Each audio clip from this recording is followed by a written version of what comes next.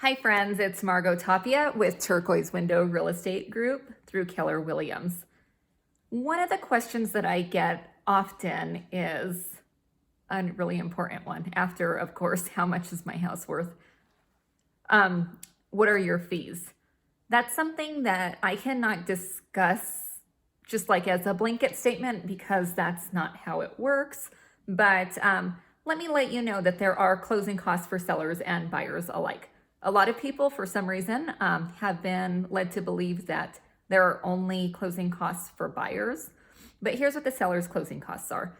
Sellers, when selling a house, they are responsible for the most part, pretty standardly responsible for the realtor commissions. And that is for the buyer's broker or buyer's realtor and for the seller's broker or seller's realtor. And typically that's, it's an agreed to price and or commission. And I, again, cannot discuss what that is right here because I can't. But I will tell you that once you pay the realtor's commissions, everything is negotiable, but once you pay the realtor's commissions, you're also typically paying things like maybe an appraisal, depending on if the buyer asks you to pay for that.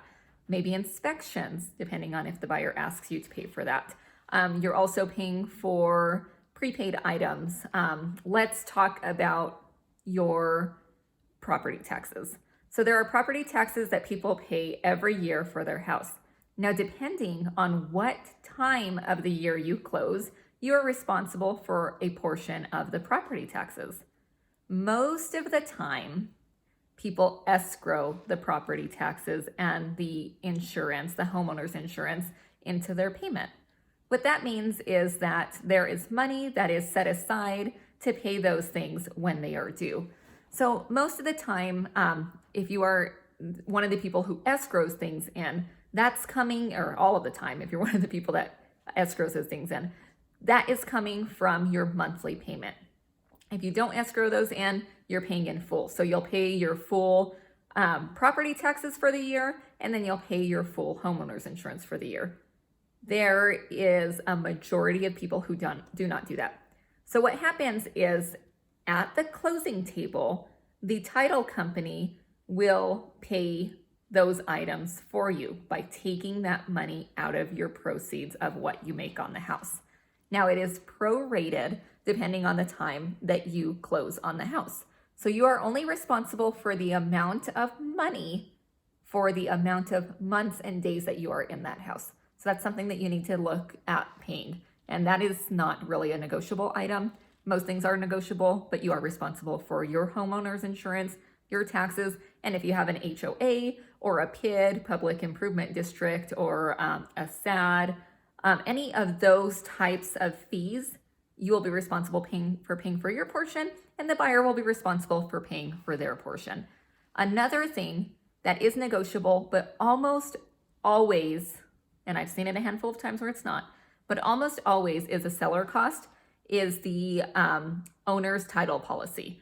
Now that's basically an insurance title policy that you are providing to the buyer to show that there are no liens on the property, somebody else doesn't own it, things like that. And that's typically the biggest cost other than commissions that you have.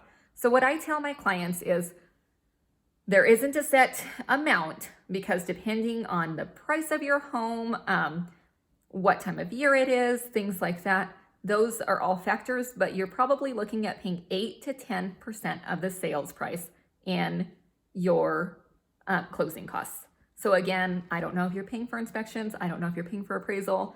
I don't know. I don't know if you're paying for the owner's title policy. Most of the time you are, but in this crazy market, some buyers are willing to pay for that if they have those funds. So think about a $200,000 house. You're paying about $8,000 to $10,000 out of your proceeds when you close on the house. So could be paying $20,000, but it's not coming out of your pocket. It is coming out of the proceeds of the house, unless you're upside down in payments. So that is something that is a good rule of thumb to think about when you're selling a house. Have I made enough money, or have I paid enough money into this house to be able to pay the $20,000, $40,000, $50,000, $10,000, whatever it may be, depending on the price point of your home? Let me know if you have any more questions. you want anything more in depth, I can definitely go over that with you. Again, commissions cannot be discussed in public like this. They are discussed just with the person that, with the realtor and the person that they're representing. But give me any questions at all, even if it has nothing to do with this. I have a series of videos that I'm going to shoot today, which have many of my frequently asked questions answered to the best of my ability. Thanks for tuning in.